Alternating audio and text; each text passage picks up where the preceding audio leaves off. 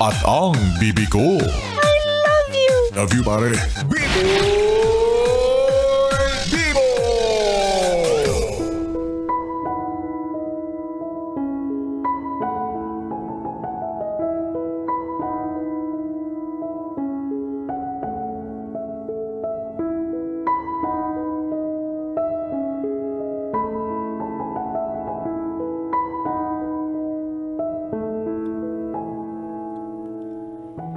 Bibi, sabi nila, lahat ng tao sa mundo ay hindi perpekto.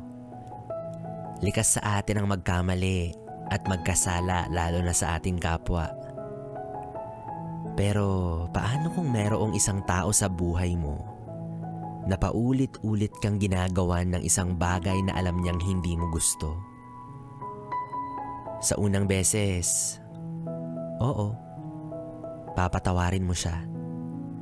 Sa pangalawa, sige, baka pwede pa. Sa pangatlo, medyo naiinis ka na. At sa pang-apat, marirealize mong sinasadya na ata niya. Sa maraming beses na nagpatawad ka, dun ka lang matatauhan na inaabuso ka na pala. Paumanhin, pero hindi ba't ang ibig sabihin ng salitang sorry ay kapag nakokonsensya ka sa ginawa mong hindi tama? Patawad, pero hindi ba dapat inaamin mo rin na nagkamali ka?